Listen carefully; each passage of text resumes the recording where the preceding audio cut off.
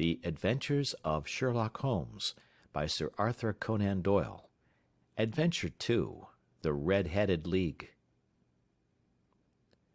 I had called upon my friend, Mr. Sherlock Holmes, one day in the autumn of last year, and found him in deep conversation with a very stout, florid-faced, elderly gentleman with fiery red hair. With an apology for my intrusion, I was about to withdraw, when Holmes pulled me abruptly into the room and closed the door behind me. "You could not possibly have come at a better time, my dear Watson," he said cordially. "I was afraid that you were engaged." "So I am, very much so." "Then I can wait in the next room." "Not at all. This gentleman, Mr. Wilson, has been my partner and helper in many of my most successful cases, and I have no doubt that he will be of the utmost use to me and yours also." The stout gentleman half rose from his chair and gave a bob of greeting, with a quick little questioning glance from his small, fat, encircled eyes. "Try the settee," said Holmes, relapsing into his armchair and putting his fingertips together, as was his custom when in judicial moods. "I know, my dear Watson, that you share my love of all that is bizarre and outside the conventions and humdrum routine of everyday life. You have shown your relish for it by the enthusiasm which has prompted you to chronicle, and, if you will excuse my saying so, somewhat to embellish so many of my own little adventures." "Your cases have indeed been of the greatest interest to me," I observed. "You will remember that I remarked the other day, just before we went into the very simple problem presented by Miss Mary Sutherland, that for strange effects and extraordinary combinations we must go to life itself, which is always far more daring than any effort of the imagination." "A proposition which I took the liberty of doubting." "You did, Doctor, but none the less you must come round to my view, for otherwise I shall keep on piling fact upon fact on you until your reason breaks down under them and acknowledges me to be right. Now, Mr. Jabez Wilson here has been good enough to call upon me this morning, and to begin a narrative which promises to be one of the most singular which I have listened to for some time. You have heard me remark that the strangest and most unique things are very often connected not with the larger but with the smaller crimes, and occasionally, indeed, where there is room for doubt whether any positive crime has been committed. As far as I have heard, it is impossible for me to say whether the present case is an instance of crime or not, but the course of events is certainly among the most singular that I have ever listened to. Perhaps, Mr. Wilson, you would have the great kindness to recommence your narrative. I ask you not merely because my friend Dr. Watson has not heard the opening part, but also because the peculiar nature of the story makes me anxious to have every possible detail from your lips. As a rule, when I have heard some slight indication of the course of events, I am able to guide myself by thousands of other similar cases which occur to my memory. In the present instance, I am forced to admit that the facts are, to the best of my belief, unique." The portly client puffed out his chest with an appearance of some little pride, and pulled a dirty and wrinkled newspaper from the inside pocket of his greatcoat. As he glanced down the advertisement column, with his head thrust forward and the paper flattened out upon his knee, I took a good look at the man and endeavoured, after the fashion of my companion, to read the indications which might be presented by his dress or appearance. I did not gain very much, however, by my inspection. Our visitor bore every mark of being an average, commonplace British tradesman, obese, pompous, and slow. He wore rather baggy grey shepherd's check trousers, a not over-clean black frock-coat, unbuttoned in the front, and a drab waistcoat with a heavy brassy Albert chain, and a square pierced bit of metal dangling down as an ornament. A frayed top hat and a faded brown overcoat with a wrinkled velvet collar lay upon a chair beside him. Altogether, look as I would, There was nothing remarkable about the man save his blazing red head, and the expression of extreme chagrin and discontent upon his features. Sherlock Holmes's quick eye took in my occupation, and he shook his head with a smile as he noticed my questioning glances. Beyond the obvious facts that he has at some time done manual labor, that he takes snuff, that he is a Freemason, that he has been in China, and that he has done a considerable amount of writing lately, I can deduce nothing else." Mr. Jabez Wilson started up in his chair, with his forefinger upon the paper, but his eyes upon my companion. "How, in the name of good fortune, did you know all that, Mr. Holmes?" he asked. "How did you know, for example, that I did manual labor? It's as true as gospel, for I began as a ship's carpenter." "Your hands, my dear sir. Your right hand is quite a size larger than your left. You have worked with it, and the muscles are more developed." "Well, the snuff, then, and the Freemasonry?" "I won't insult your intelligence by telling you how I read that, especially as, rather against the strict rules of your order, you use an arc and compass breastpin." "Ah, of course, I forgot that. But the writing?" "What else can be indicated by that right cuff so very shiny for 5 inches, and the left one with the smooth patch near the elbow where you rested upon the desk?" "Well, but China?" "The fish that you have tattooed immediately above your right wrist could only have been done in China. I have made a small study of tattoo marks, and have even contributed to the literature of the subject. That trick of staining the fish's scales of a delicate pink is quite peculiar to China. When, in addition, I see a Chinese coin hanging from your watch chain, the matter becomes even more simple." Mr. Jabez Wilson laughed heavily. "Well, I never," said he. "I thought at first that you had done something clever, but I see that there was nothing in it after all." "I begin to think, Watson," said Holmes, "that I make a mistake in explaining. Omne ignoratum pro magnifico, you know, and my poor little reputation, such as it is, will suffer shipwreck if I am so candid. Can you not find the advertisement, Mr. Wilson?" "Yes, I have got it now," he answered with his thick red finger planted halfway down the column. "Here it is. This is what began it all. You just read it for yourself, sir." I took the paper from him and read as follows: "To the Red-Headed League. On account of the bequest of the late Ezekiah Hopkins, of Lebanon, Pennsylvania, USA, there is now another vacancy open which entitles a member of the League to a salary of £4 a week for purely nominal services. All red-headed men who are sound in body and mind, and above the age of 21 years, are eligible. Apply in person on Monday at 11 o'clock to Duncan Ross at the offices of the League, 7 Pope's Court, Fleet Street." "What on earth does this mean?" I ejaculated after I had twice read over the extraordinary announcement. Holmes chuckled and wriggled in his chair, as was his habit when in high spirits. "It is a little off the beaten track, isn't it?" said he. "And now, Mr. Wilson, off you go at scratch and tell us all about yourself, your household, and the effect which this advertisement had upon your fortunes. You will first make a note, Doctor, of the paper and the date." "It is the Morning Chronicle of April 27, 1890, just 2 months ago." "Very good. Now, Mr. Wilson?" "Well, it is just as I have been telling you, Mr. Sherlock Holmes," said Jabez Wilson, mopping his forehead. "I have a small pawnbroker's business at Coburg Square, near the city.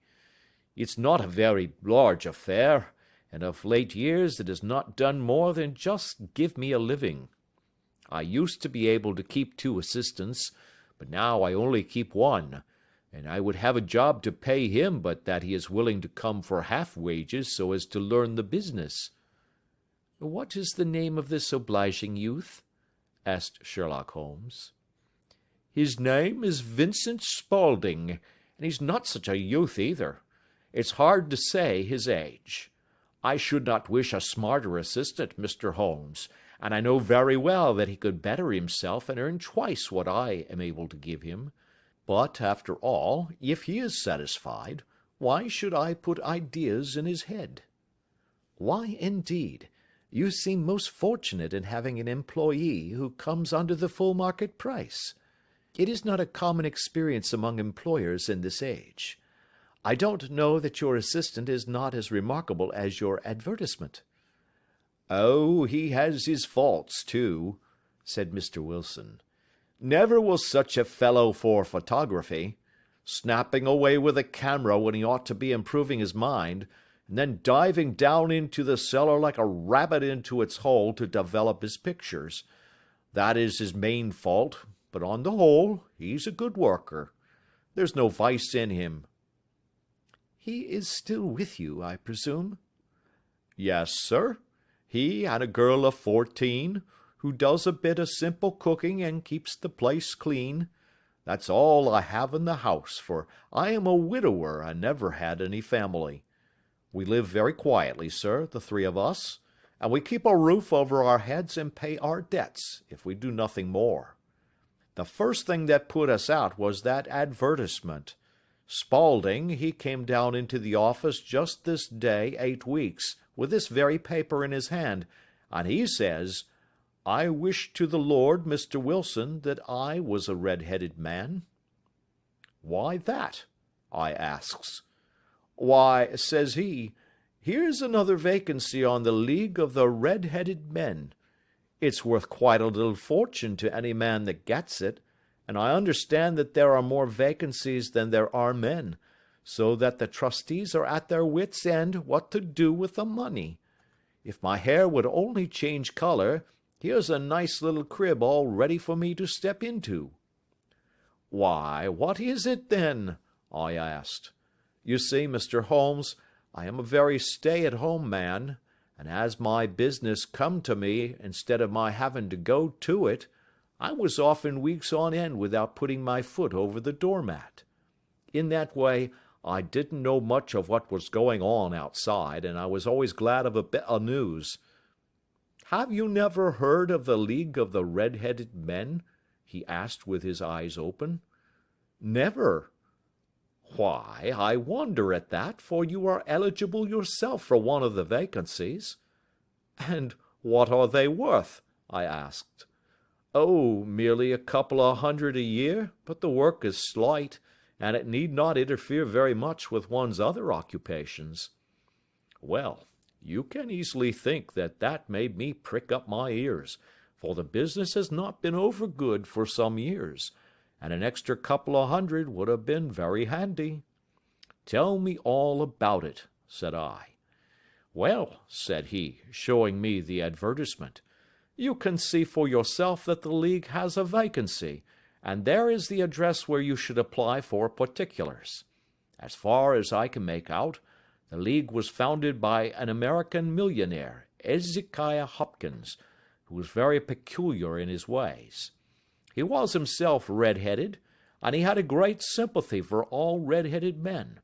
So, when he died, it was found that he had left his enormous fortune in the hands of trustees, with instructions to apply the interest to the providing of easy berths to men whose hair is of that color. From all I hear, it is splendid pay and very little to do.' 'But,' said I, 'there would be millions of red-headed men who would apply.'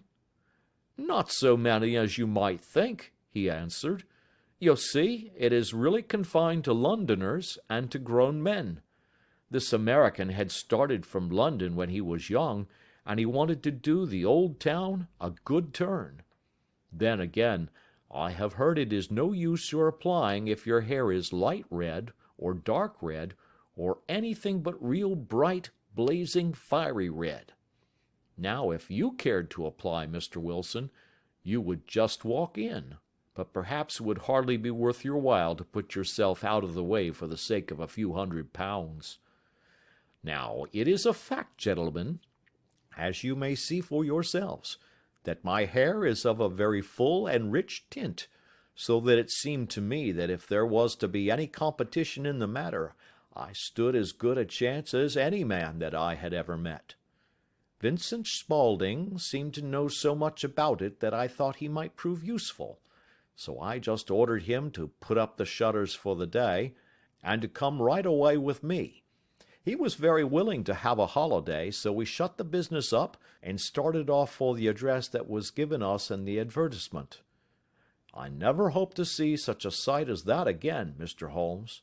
From north, south, east, and west, every man who had a shade of red in his hair had tramped into the city to answer the advertisement.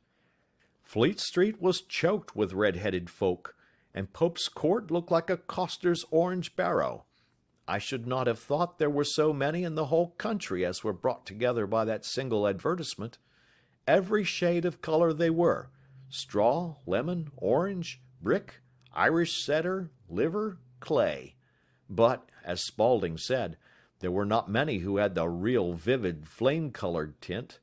When I saw how many were waiting, I would have given it up in despair, but Spaulding would not hear of it. How he did it, I could not imagine, but he pushed and pulled and butted until he got me through the crowd, and right up to the steps which led to the office. There was a double stream upon the stair, some going up in hope, and some coming back dejected, but we wedged in as well as we could, and soon found ourselves in the office. "Your experience has been a most entertaining one," remarked Holmes, as his client paused and refreshed his memory with a huge pinch of snuff. "Pray continue your very interesting statement." There was nothing in the office but a couple of wooden chairs and a deal table, behind which sat a small man with a head that was even redder than mine. He said a few words to each candidate as he came up, and then he always managed to find some fault in them which would disqualify them. Getting a vacancy did not seem to be such a very easy matter, after all.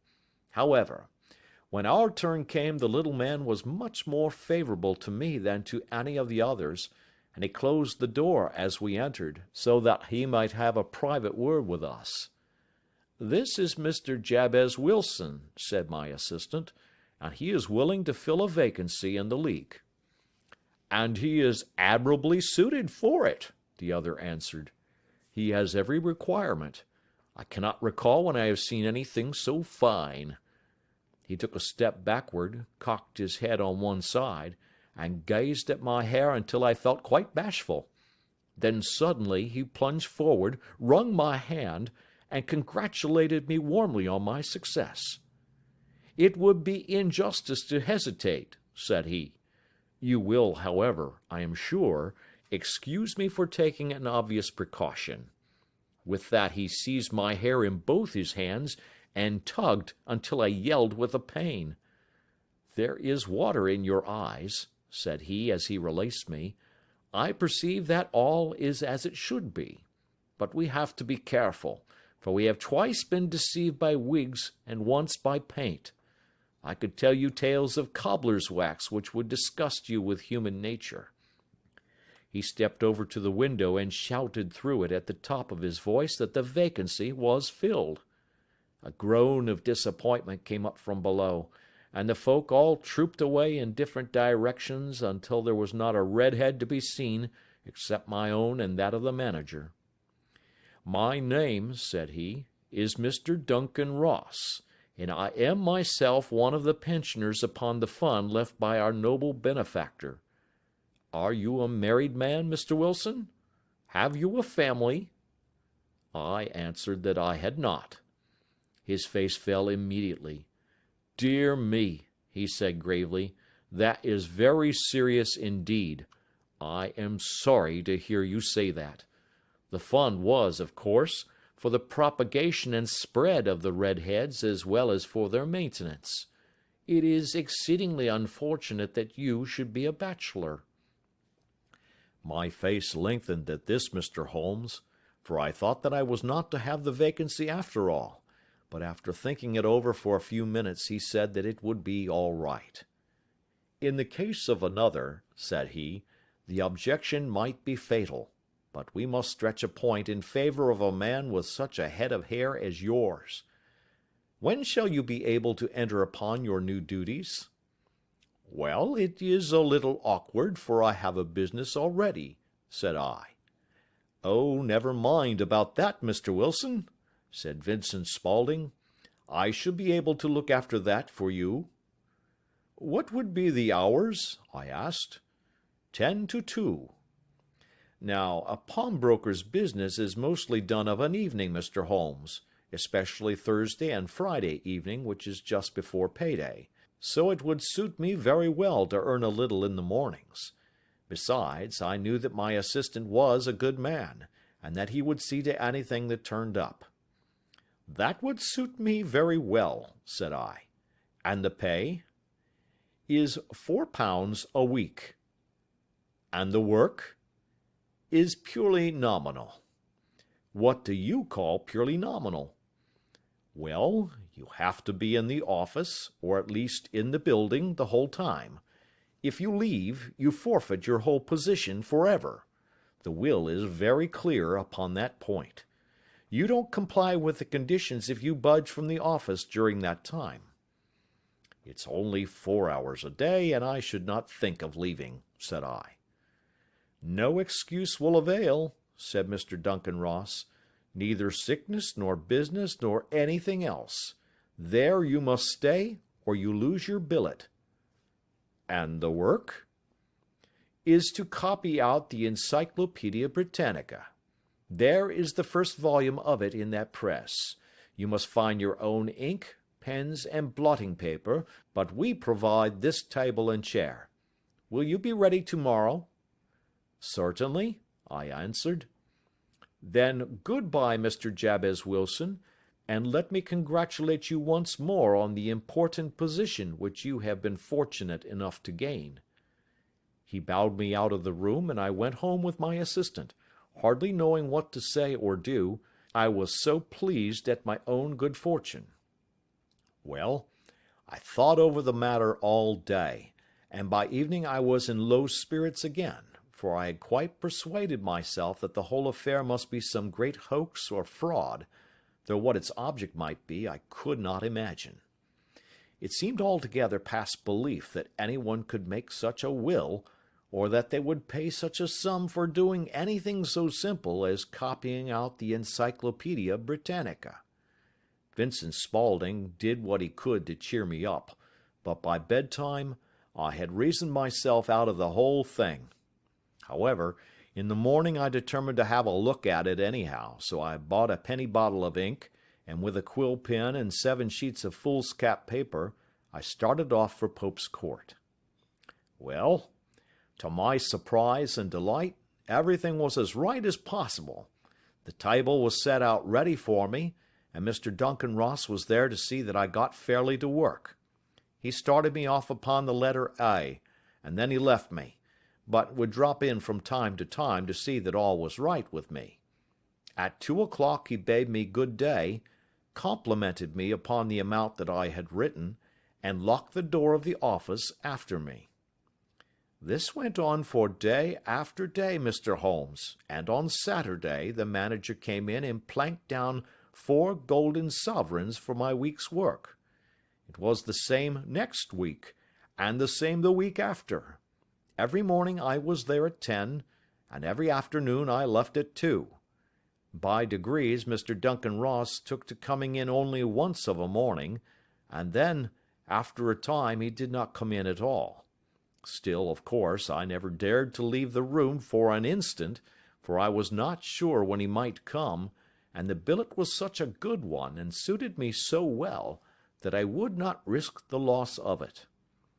8 weeks passed away like this, and I had written about abbots, and archery, and armor, and architecture in Attica, and hoped with diligence that I might get on to the bees before very long. It cost me something in foolscap, and I had pretty nearly filled a shelf with my writings, and then suddenly the whole business came to an end. To an end? Yes, sir, and no later than this morning. I went to my work as usual at 10 o'clock, but the door was shut and locked, with a little square of cardboard hammered on to the middle of the panel with a tack. Here it is, and you can read for yourself." He held up a piece of white cardboard about the size of a sheet of note paper. It read in this fashion: "The Red-Headed League is dissolved. October 9, 1890. Sherlock Holmes and I surveyed this curt announcement and the rueful face behind it, until the comical side of the affair so completely overtopped every other consideration that we both burst out into a roar of laughter. "I cannot see that there is anything very funny," cried our client, flushing up to the roots of his flaming head. "If you can do nothing better than laugh at me, I can go elsewhere."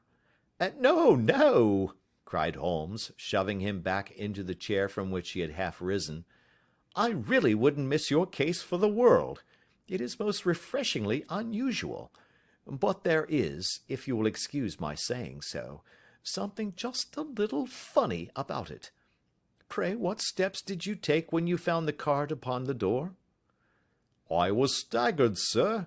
I did not know what to do. Then I called at the offices round, but none of them seemed to know anything about it. Finally, I went to the landlord, who is an accountant living on the ground floor, and I asked him if he could tell me what had become of the Red-Headed League. He said that he had never heard of any such body. Then I asked him who Mr. Duncan Ross was. He answered that the name was new to him. "Well," said I, "the gentleman at number 4. "What, the red-headed man?" "Yes." "Oh," said he, "his name was William Morris. He was a solicitor, and was using my room as a temporary convenience until his new premises were ready. He moved out yesterday." "Where could I find him?" "Oh, at his new offices? He did tell me the address. Yes, 17 King Edward Street, near St. Paul's."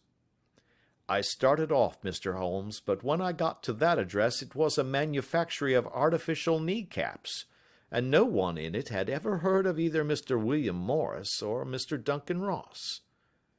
"And what did you do then?" asked Holmes. "I went home to Saxe-Coburg Square, and I took the advice of my assistant, but he could not help me in any way. He could only say that if I waited I should hear by post. But that was not quite good enough, Mr. Holmes. I did not wish to lose such a place without a struggle, so, as I have heard that you were good enough to give advice to poor folk who were in need of it, I came right away to you." "And you did very wisely," said Holmes. "Your case is an exceedingly remarkable one, and I shall be happy to look into it. From what you have told me, I think it is possible that graver issues hang from it than might at first sight appear." "Grave enough," said Mr. Jabez Wilson. "Why, I have lost £4 a week." "As far as you are personally concerned," remarked Holmes, "I do not see that you have any grievance against this extraordinary league. On the contrary, you are, as I understand, richer by some £30, to say nothing of the minute knowledge which you have gained on every subject which comes under the letter A. You have lost nothing by them." "No, sir, but I want to find out about them, and who they are, and what their object was in playing this prank, if it was a prank, upon me. It was a pretty expensive joke for them, for it cost them £32. "We shall endeavour to clear up these points for you. And first, 1 or 2 questions, Mr. Wilson. This assistant of yours, who first called your attention to the advertisement, how long has he been with you?" "About a month, then." "How did he come?" "In answer to an advertisement." "Was he the only applicant?" "No, I had a dozen." "Why did you pick him?" "Because he was handy and would come cheap." "At half wages, in fact?"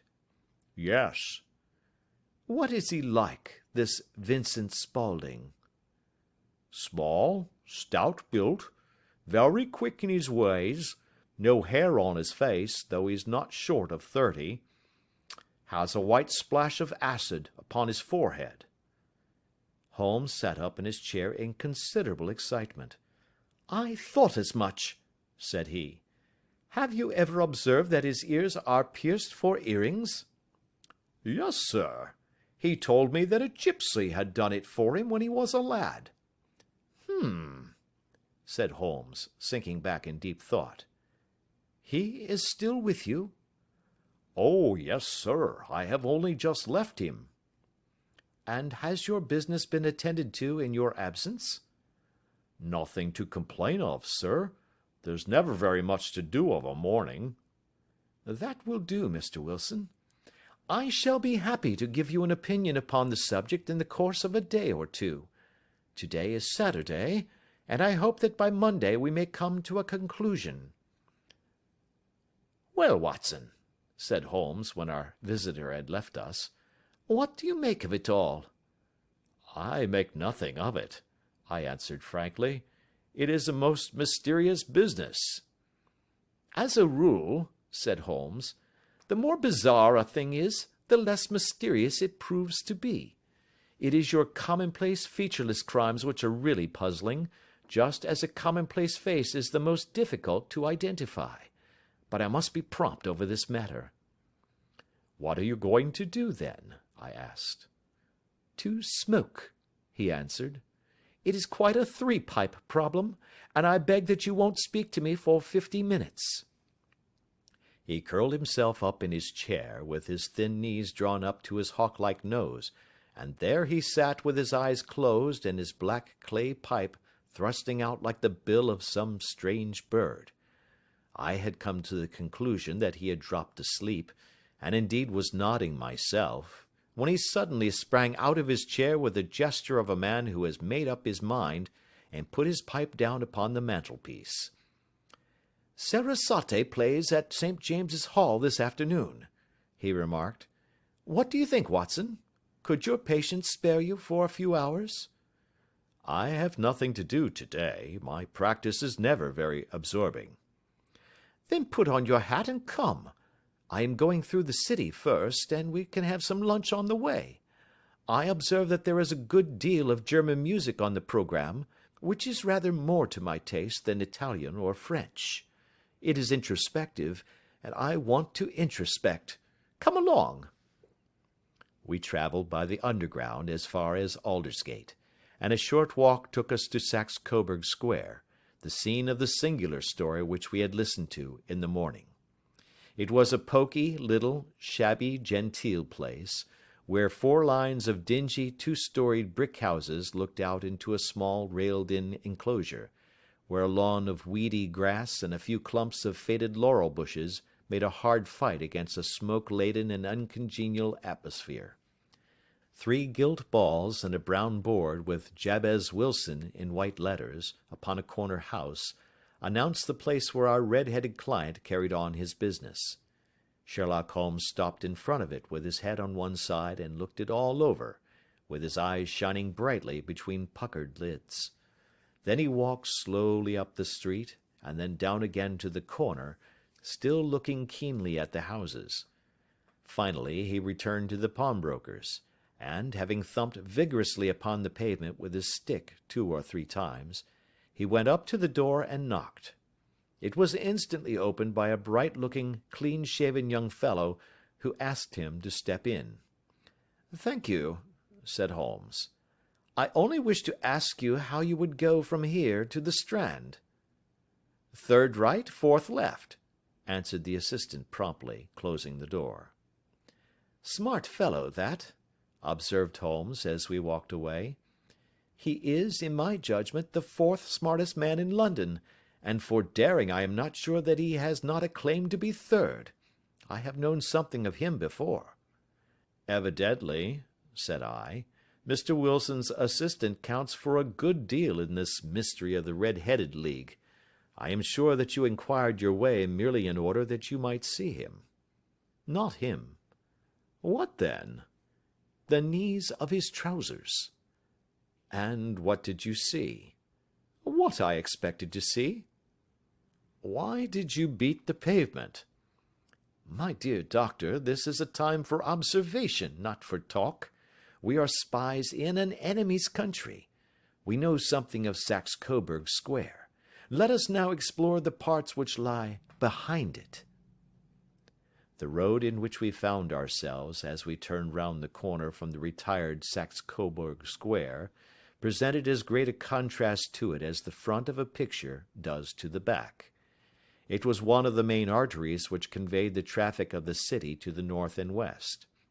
The roadway was blocked with the immense stream of commerce flowing in a double tide inward and outward, while the footpaths were black with the hurrying swarm of pedestrians. It was difficult to realize, as we looked at the line of fine shops and stately business premises, that they really abutted on the other side upon the faded and stagnant square which we had just quitted. "Let me see," said Holmes, standing at the corner and glancing along the line.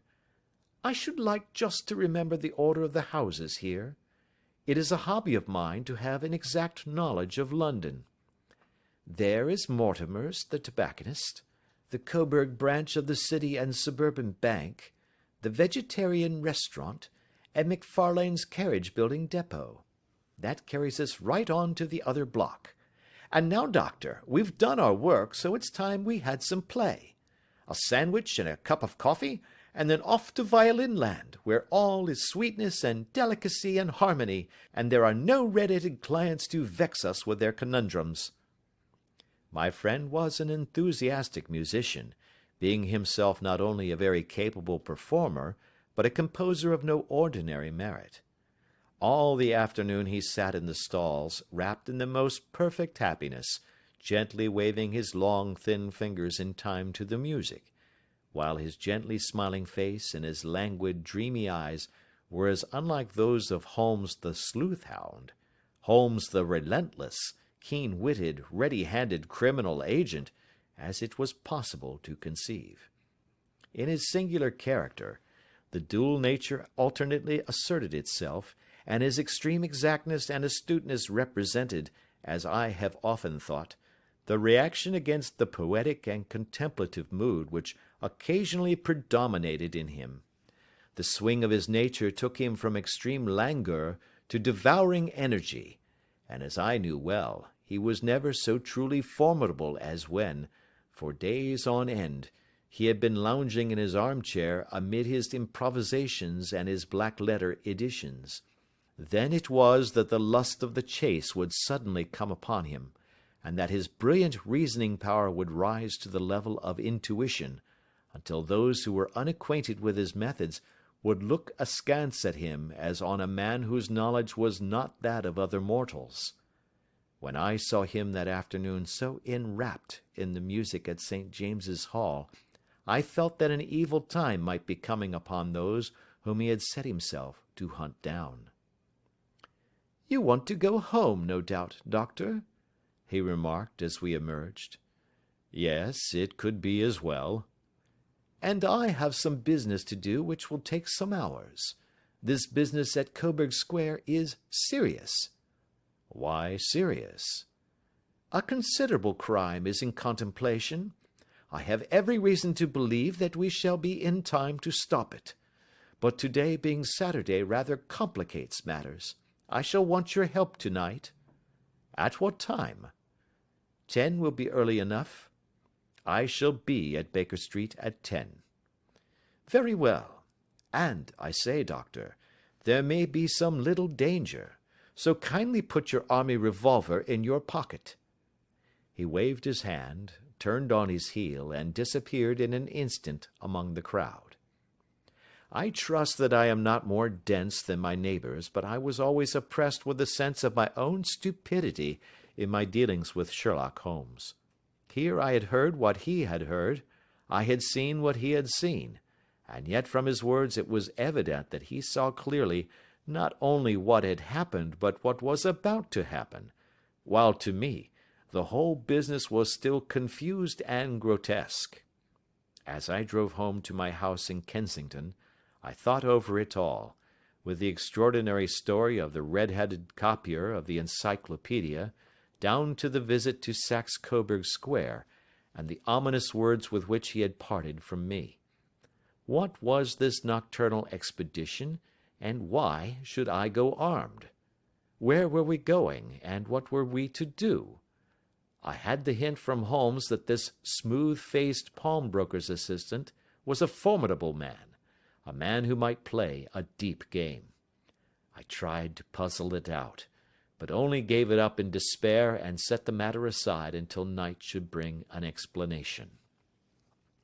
It was 9:15 when I started from home and made my way across the park, and so through Oxford Street to Baker Street. 2 hansoms were standing at the door, and as I entered the passage I heard the sound of voices from above.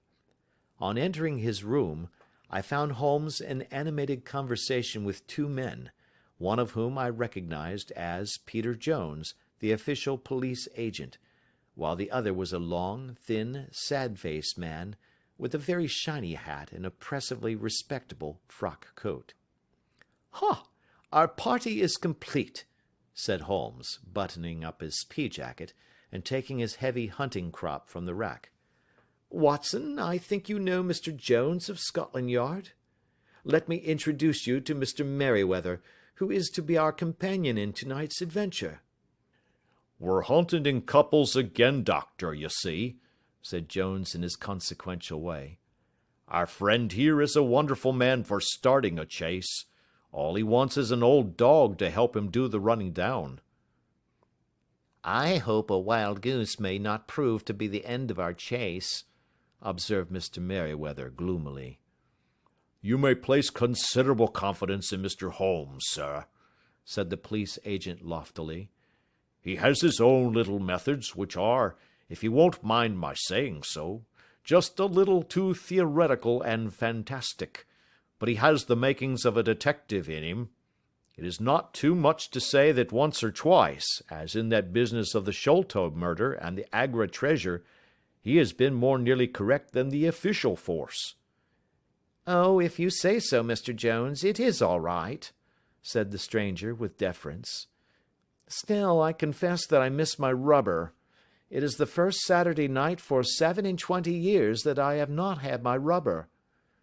"I think you will find," said Sherlock Holmes, "that you will play for a higher stake tonight than you have ever done yet, and that the play will be more exciting. For you, Mr. Merryweather, the stake will be some £30,000, and for you, Jones, it will be the man upon whom you wish to lay your hands." "John Clay, the murderer, thief, smasher, and forger. He's a young man, Mr. Merryweather, but he is at the head of his profession, and I would rather have my bracelets on him than on any criminal in London. He's a remarkable man, is young John Clay. His grandfather was a royal duke, and he himself has been to Eton and Oxford. His brain is as cunning as his fingers, and though we meet signs of him at every turn, we never know where to find the man himself. He'll crack a crib in Scotland one week, and be raising money to build an orphanage in Cornwall the next. I've been on his track for years and have never set eyes on him yet." "I hope that I may have the pleasure of introducing you tonight. I've had 1 or 2 little turns also with Mr. John Clay, and I agree with you that he is at the head of his profession. It is past 10, however, and quite time that we started. If you two will take the first hansom, Watson and I will follow in the second."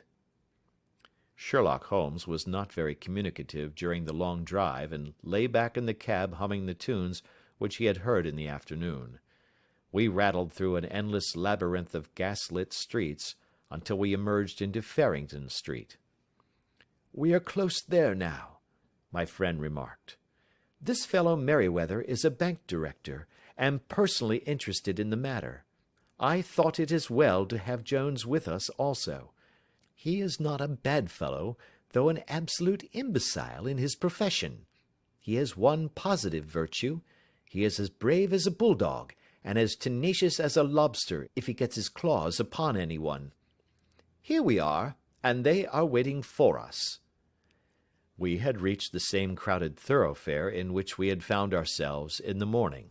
Our cabs were dismissed, and following the guidance of Mr. Merryweather, we passed down a narrow passage and through a side door, which he opened for us. Within there was a small corridor, which ended in a very massive iron gate. This also was opened, and led down a flight of winding stone steps, which terminated at another formidable gate.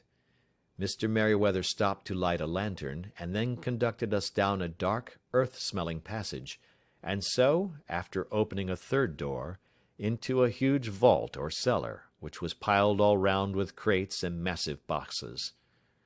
"You are not very vulnerable from above," Holmes remarked as he held up the lantern and gazed about him. "Nor from below," said Mr. Merryweather, striking his stick upon the flags which lined the floor. "Why, dear me, it sounds quite hollow," he remarked, looking up in surprise. "I must really ask you to be a little more quiet," said Holmes severely. "You have already imperiled the whole success of our expedition. Might I beg that you would have the goodness to sit down upon one of these boxes, and not to interfere?"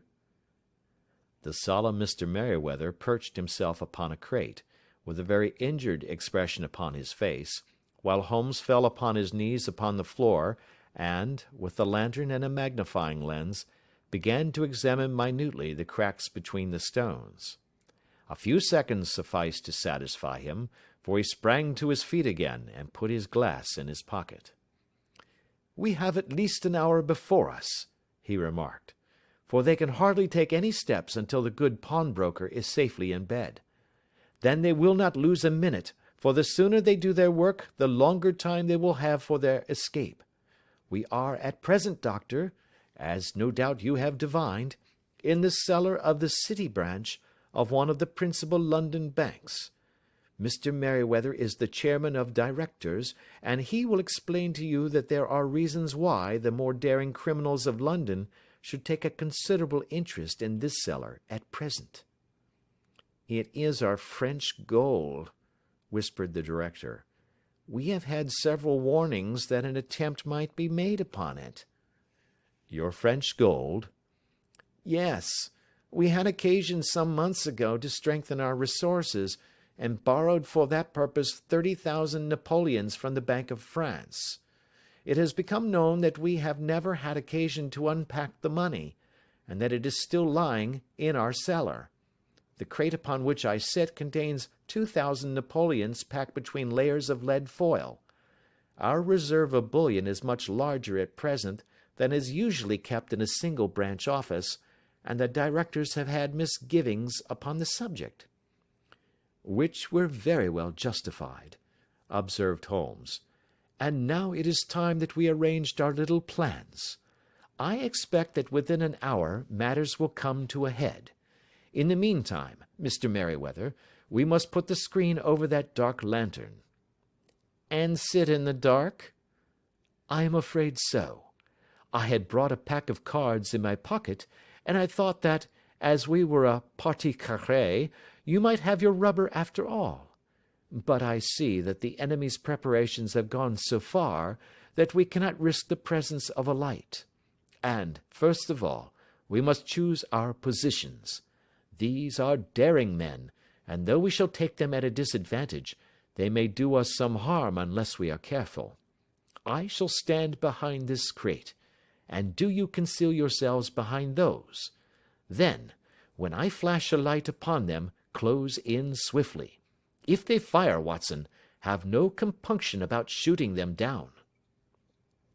I placed my revolver, cocked, upon the top of the wooden case behind which I crouched. Holmes shot the slide across the front of his lantern and left us in pitch darkness, such an absolute darkness as I have never before experienced. The smell of hot metal remained to assure us that the light was still there, ready to flash out at a moment's notice. To me, with my nerves worked up to a pitch of expectancy, there was something depressing and subduing in the sudden gloom, and in the cold, dank air of the vault. "They have but one retreat," whispered Holmes. "That is back through the house into Saxe-Coburg Square. I hope that you have done what I asked you, Jones." "I have an inspector and 2 officers waiting at the front door."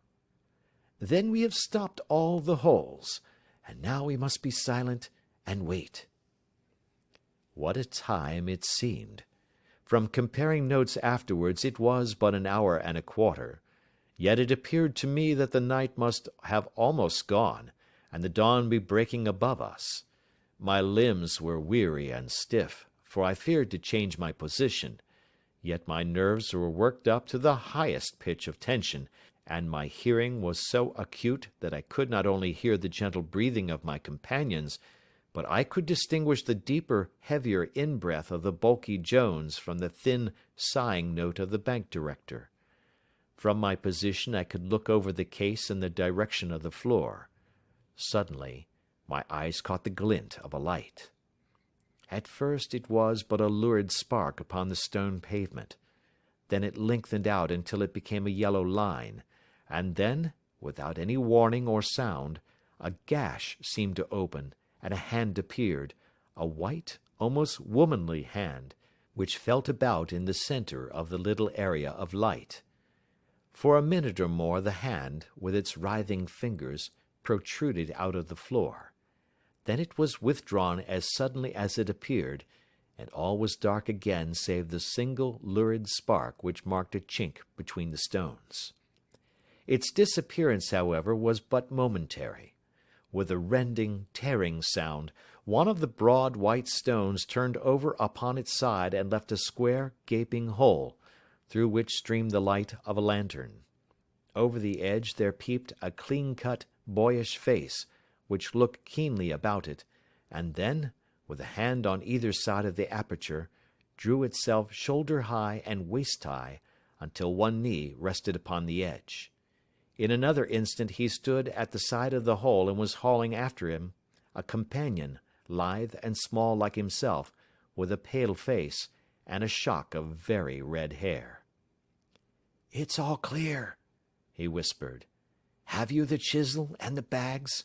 Great Scott! Jump, Archie, jump, and I'll swing for it." Sherlock Holmes had sprung out and seized the intruder by the collar. The other dived down the hole, and I heard the sound of rending cloth as Jones clutched at his skirts. The light flashed upon the barrel of a revolver, but Holmes's hunting crop came down on the man's wrist, and the pistol clinked upon the stone floor. "It's no use, John Clay," said Holmes blandly. "You have no chance at all." "So I see," the other answered with the utmost coolness. "I fancy that my pal is all right, though I see you have got his coat-tails." "There are 3 men waiting for him at the door," said Holmes. "Oh, indeed. You seem to have done the thing very completely. I must compliment you." "And I you," Holmes answered. "Your red-headed idea was very new and effective." "You'll see your pal again presently," said Jones. "He's quicker at climbing down holes than I am. Just hold out while I fix the derbies." "I beg that you will not touch me with your filthy hands," remarked our prisoner as the handcuffs clattered upon his wrist. "You may not be aware that I have royal blood in my veins. Have the goodness also, when you address me, always to say sir and please." "All right," said Jones with a stare and a snigger. "Well, would you please, sir, march upstairs where we can get a cab to carry your highness to the police station?" "That is better," said John Clay serenely. He made a sweeping bow to the 3 of us and walked quietly off in the custody of the detective. "Really, Mr. Holmes," said Mr. Merryweather, as we followed them from the cellar, "I do not know how the bank can thank you or repay you. There is no doubt that you have detected and defeated in the most complete manner one of the most determined attempts at bank robbery that have ever come within my experience." "I have had 1 or 2 little scores of my own to settle with Mr. John Clay," said Holmes. "I have been at some small expense over this matter, which I shall expect the bank to refund, but beyond that I am amply repaid by having had an experience which is in many ways unique, and by hearing the very remarkable narrative of the Red-Headed League.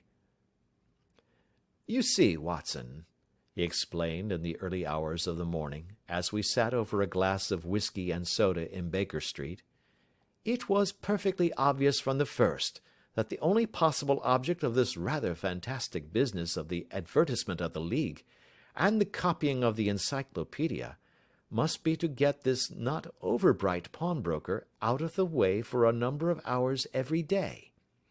It was a curious way of managing it, but really it would be difficult to suggest a better. The method was no doubt suggested to Clay's ingenious mind by the colour of his accomplice's hair. The £4 a week was a lure which must draw him, and what was it to them, who were playing for thousands? They put in the advertisement, one rogue has the temporary office, the other rogue incites the man to apply for it, and together they manage to secure his absence every morning in the week. From the time that I heard of the assistant having come for half wages, it was obvious to me that he had some strong motive for securing the situation." "But how could you guess what the motive was?" "Had there been women in the house, I should have suspected a mere vulgar intrigue. That, however, was out of the question. The man's business was a small one, and there was nothing in his house which could account for such elaborate preparations, and such an expenditure as they were at. It must, then, be something out of the house. What could it be? I thought of the assistant's fondness for photography, and his trick of vanishing into the cellar. The cellar! There was the end of this tangled clue. Then I made inquiries as to this mysterious assistant, and found that I had to deal with one of the coolest and most daring criminals in London. He was doing something in the cellar, something which took many hours a day for months on end. What could it be, once more? I could think of nothing save that he was running a tunnel to some other building. So far I had got when we went to visit the scene of action. I surprised you by beating upon the pavement with my stick. I was ascertaining whether the cellar stretched out in front or behind. It was not in front. Then I rang the bell, and as I hoped, the assistant answered it. We have had some skirmishes, but we had never set eyes upon each other before. I hardly looked at his face. His knees were what I wished to see. You must yourself have remarked how worn, wrinkled, and stained they were. They spoke of those hours of burrowing. The only remaining point was what they were burrowing for. I walked round the corner, saw the City and Suburban Bank abutted on our friend's premises, and felt that I had solved my problem. When you drove home after the concert, I called upon Scotland Yard and upon the chairman of the bank directors, with the result that you have seen." "And how could you tell that they would make their attempt to-night?" I asked. "Well, when they closed their League offices, that was a sign that they cared no longer about Mr. Jabez Wilson's presence. In other words, that they had completed their tunnel. But it was essential that they should use it soon, as it might be discovered, or the bullion might be removed. Saturday would suit them better than any other day, as it would give them 2 days for their escape. For all these reasons, I expected them to come to-night." "You reasoned it out beautifully," I exclaimed in unfeigned admiration. "It is so long a chain, and yet every link rings true." "It saved me from ennui," he answered, yawning. "Alas, I already feel it closing in upon me. My life is spent in one long effort to escape from the commonplaces of existence. These little problems help me to do so." "And you are a benefactor of the race," said I. He shrugged his shoulders. "Well, perhaps, after all, it is of some little use," he remarked. "L'homme c'est rien, l'œuvre c'est tout," as Gustave Flaubert wrote to George Sand. End of Adventure 2.